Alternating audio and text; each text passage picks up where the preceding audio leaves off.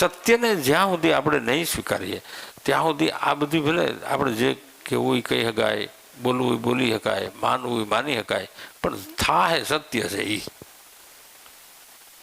એમાં તમે રસ્તા જેટલા કાઢવો એટલી છૂટ હોય, તમે સ્વતંત્ર છો. પણ વાસ્તવિકતા તો જે છે એ છે. તમને ઉગતું ના હોય ને સૂર્ય દેખાય નહીં તો એનો અર્થ એવો નથી કે સૂર્ય ઉગે નહીં. એ ઉગવાનો છે ને આથમવાનો છે. આપણી શું ગણતરી છે, આપણી કેવી પહોંચ છે એના આધારે છે. સૂર્ય તો ઉગ્યો જ છે, જો પણ જેને દેખાતો નથી એને તો ન જોઈ શકે નહીં. તો એ એમ કહે કે સૂર્ય નથી તો તમે માનો નહીં? બસ એવું.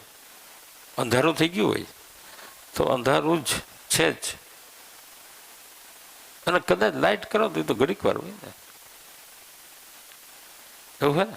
એટલે અંદર જે અંધારું છે ને ત્યાં આપણે કંઈક કરીએ કે જેનાથી કંઈક જોઈ શકાય, કંઈક દેખાઈ શકે, કંઈક કરી શકીએ. તમારે રાત પાડી કામ કરવું હોય તો લાઇટ તો જોઈ ને, તો એ તો કરવું જ જોઈએ ને, લાઇટ તો કરવી જોઈએ. તો અહીંયા તો કામ થાય આપણું. એટલે અંદર લાઇટ કરવાની વાત કરું છું. અંદર ભાઈને તો બહુ સુવિધા છે જ, પણ એ તો ગુજરી જાવ એટલે પૂરું. અહીંની જે સુવિધા છે ને એ તો ગયા. એટલે ઓલે ફેર કેટલું બધું હતું ભાઈ, કંઈ ખબર નથી આપણે. એટલે આ સંપૂર્ણ સત્ય નથી. એમાં રહેવું, ભગવાને જે આપ્યું છે એનું સુખ માણવું, એવું મારો વિરોધ નથી કે એ નથી કરવાનું, પણ જે કરવાનું છે એ રહી ન જાય. આમાં ત્યાં આપણી ભૂલ થાય છે. આમાં ગુચવાઈ જાય એટલે કરવાનું છે એ રહી જાય છે, રહી જાય છે એટલે આપણે દુઃખી થઈ રહ્યા છીએ. બીજું તો કાંઈ છે નહીં. બાકી હું તો એવું માનું કોઈ દુઃખ ન આપી શકે અને કોઈ સુખી ના કરી શકે ભગવાન સિવાય. તો તમને એવું થાય કે તો લૌકિક દ્રષ્ટિએ આ લોકો એકાબીજા જે સાથ આપે છે કે સપોર્ટ કોઈ પણ પ્રકારનો કરે છે તો એ શું કામ કરે છે? આવો પ્રશ્ન થાય, સ્વાભાવિક છે. પણ એ થવાનું કારણ એમ છે કે તમે કોઈ દી કરેલો છે, એનું પરિણામ છે. એમાંથી કંઈ મોટો મુદ્દો નથી. એ કેટલાથી કરશે સપોર્ટ? હું જે કાયમી સપોર્ટ કરે છે ને એની વાત કરું છું કે કાયમી આપણા ફેવરમાં જ રહીએ એવી વ્યક્તિને પકડીએ કે આપણે જે કરવું એ કરી દઈએ અને આપણે એના થઈ જઈએ. એટલે આપણે એવું થાય નહીં કે કંઈ કરીએ, કારણ કે એ તો બધું કરે છે. એટલે આપણને એવો ભાવ જ નહીં થાય કે આ કરવું છે. છોકરાને 50 રૂપિયા જોતા હોય તો બાપાને કહે કે 50 રૂપિયા મારે જોઈ છે. હવે બાપો જ કે આલે ચાવી આ રાખ તું, હવે શું કરવાનું? નહીં ને. પણ છોકરો એવો તો હોવો જોઈએ ને, હા જે બધું વેચી નાખે એવું હોય તો દે ઓલો ચાવી. નહીં ને, હા તો આપણે આ કરવાનું છે, ચાવી દે. બરોબર શું કે ભાઈ? એટલે આ તો કંઈ ખબર. યોગ્યતા દરેક વ્યક્તિ પોતે જ કેળવવી પડે. એમાં મામા માસી નથી હાલતા, બાપુજી નથી હાલતા, ભાઈ નથી હાલતો, કોઈ નહીં, પતિ નહીં, પત્ની નહીં, દીકરો નહીં, દીકરી નહીં. યોગ્યતા પોતાની જ હોય છે. એટલે પોતે યોગ્ય બને અને પોતે કેળવે. એ બીજા પાસેથી જાણી શકાય, પણ કરવું તો આપણે જ પડે. દાખલા તરીકે બેનો છે કે આ વસ્તુ બનાવી છે તો કોક પાસે જાણી શકે, પણ બનાવવું તો એને જ પડે ને.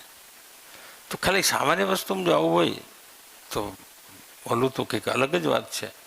એટલે જ્યાં સુધી પોતે પોતાને નહીં સમજે, પોતાને શું કરવું છે એ નહીં ખબર પડે અને પોતે કરશે નહીં ત્યાં સુધી કંઈ થવાનું નથી. ત્યાં લાગી બધી વાત છે. આપણે જો કેટલું બધું જાણીએ છીએ, જો તમે તપાસ કરો, કરવું છે ને એવું, પણ કાં થાય નહીં? નથી કર્યું તો ક્યાં થાય? આ બેનો હે રોટલી શીખા જ ન હોય તો ક્યાંથી કરે? તમે કોઈ કામ શીખા જ ન હો તો તમે કેવી રીતે કરી શકો? એટલે એ કરવું કેમ પડે? આપણો મોટો ભાઈ હોય, બહુ મોટો કારીગર હોય એટલે આપણે આવડી જાય, આપણે કરવું પડે ને. એમ આ ભજન છે ને એ એવું છે કે વ્યક્તિએ પોતાએ જ કરવું પડે છે, એમાં કોઈ બીજે હાલે જ નહીં. તો આપણે એમ કહીએ કે આનો ટેકો, ઓનો ટેકો, ઓનો ટેકો, એ બધા વ્યવહારિક ટેકા છે.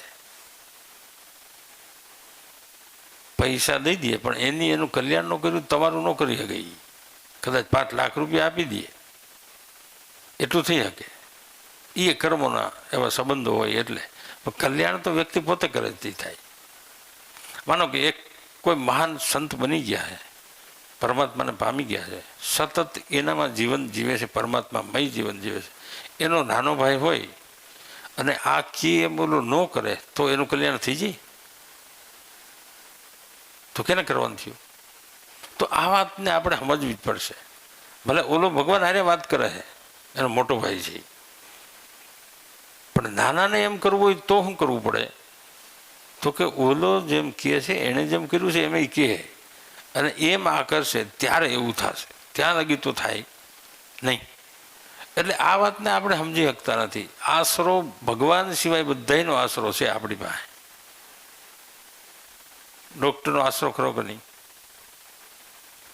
ડૉક્ટરને એ સહી કરાવી દે, એ કે આપણે મહેનત કરીએ ભાઈ, બા કે ભગવાન હાથની વાત છે એમ કે ના કે. હા, તો છેલ્લે તો આપણે જતા જ નથી, ત્યાં તો કોઈ દી પહોંચતા જ નથી, એવું આપણને થતું જ નથી. અને જેને ભગવાનનો આશરો થઈ જાય છે પહોંચી જવાય છે, થઈ જાય છે. પછી બધી ગૌણ બની જાય. કરોડ રૂપિયા મળી જાય પછી 10ની નોટામાં જોવો તમે, નહીં ને 1 કરોડ રૂપિયા મળી ગયા હે, 10 રૂપિયામાં થોડા મોઢું નાનું ડાકાના, બસ આવું થઈ જાય છે. એને પરમાત્માનું અનુસંધાન અથવા એનો વિશ્વાસ અથવા એનો આશરો જે કેવું હોય, ભગવાનનો જ્યાં સુધી આશરો ન થાય, એટલે ભગવાન એટલે મૂળ વાત ઉપર પાછા જાય. ભગવાન એટલે કોણ? ક્યાં ગોતવા જવા? આપણે જોયા તો છે નહીં, કાંઈ અનુભવ નથી, તો શું કરવું? તો કે જે પાયમાં હે ને એ કહે છે ને એમ કરાય. મુંબઈ ગયો હોય ને એ માણાને આપણે પૂછીએ કે કેમ કરાય જવું હોય તો, પછી એ કહે ને એમ કરીએ તો બોમ્બે પહોંચી જવાય. બાકી ધોરાજી ટેપા નથી, એને કહીએ કે મુંબઈ જવું શું કરવું, તો ઓલો શું કહે? સાચો માણસ હોય તો કે ભાઈ આપણું કામ નહીં, હું નથી ગયો કોઈ દી, એવું તો કોક કહે. પણ એ બધી રસ્તો તો આપે છે કે અહીંથી અહીં ટિકિટ લઈ લ્યો, ત્યાંથી ત્યાં, ત્યાંથી ત્યાં, પછી આપણે પાટે ચડી જઈએ. બસ કેદી ભૂગીએ તો કંઈ ખબર નહીં, કારણ કે ઓલો ભૂગ્યો નહોતો ને, એને ખબર નથી. એટલે જેને જે કર્યું છે એની પાસે આપણે જાય ને એના દ્વારા જ આપણને પ્રાપ્ત થાય છે. તો આ બધું કેને કર્યું છે? આ બધું છે એ જગતમાં કેને કર્યું છે? આપણા દાદાએ કર્યું છે નહીં? તો કેને કર્યું છે? ભગવાને કર્યું. તો ત્યાં જ જવું જોઈએ આજ નહીં તો ગમે તે દી.